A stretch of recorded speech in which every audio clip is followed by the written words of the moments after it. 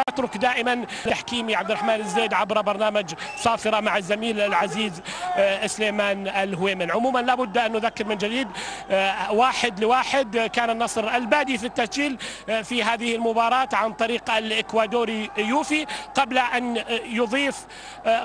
يضيف جهاد الحسين هدف اخر. على اي حال حسن الراهب اول اللقاءات من الميدان. حسن احييك ارحب فيك.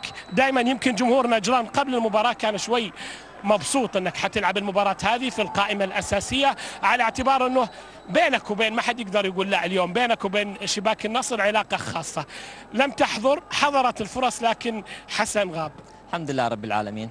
اولا حبيت نبارك للنتيجة الايجابية اللي حققناها مع النصر خارج ارضه. حضور حسن وغير حسن في الملعب ساعد زملائي، ان شاء الله زملائي ساعدوني واحنا كلنا نكمل نفسنا. يعني الحمد لله يعني حاولنا نجتهد، حاولنا نأدي الاداء اللي اديناه مباراة الاهلي اللي كثير من الناس قالوا ان الاهلي كانت يمكن صدفة مباراتنا مع الاهلي. بالعكس بان الفريق تكتيكيا، قدرنا نقارع بعض الفرق الكبار، بدأنا انسجام في الملعب، بدأنا عندنا كواليتي لعيبة قاعدين نأدي في الدوري اداء جيد الحمد لله رب العالمين، وان شاء الله التوقف هذا يفيدنا.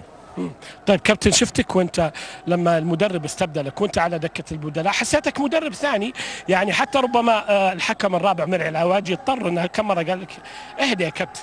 والله شوف زي ما تفضلت، يعني في لعيبه كثير يعني شباب يعني قليلي الخبره خاصه اللي نزلوا، حاول نوجههم يعني من الخارج يعني تشجيع لهم، وهذا شيء واجب علينا صراحه، وهذا هو الفريق الواحد. يعني حتى اللاعب اللي يخرج واللي ينزل في الملعب لازم يشجع، يشيد بالثاني، يشجع الثاني، ياخذ ازر الثاني.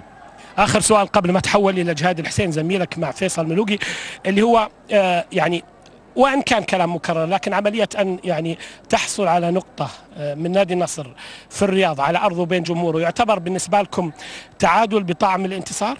اكيد طبيعي. يعني شوف احنا نلعب مباراه دوري تحصل على نقطه، واحنا الحمد لله الحين فرقنا بنقطتين على فريق نادي النصر في جدول الترتيب، وهذا كان هدفنا احنا حضورنا هنا نطلع بنتيجه ايجابيه. حصلت الفرص اليوم، حصلت انه جارينا فريق النصر، قدرنا نسير المباراه في اخر 10 دقائق من المباراه، الحمد لله هذا شيء ايجابي، وان شاء الله باذن الله نحاول نرتب اوراقنا ان شاء الله باذن الله، ننسى الماضي، ننسى الجولات السابقه، نحاول نرتب نفسنا ان شاء الله باذن الله. شكرا لك. شكرا حبيبي.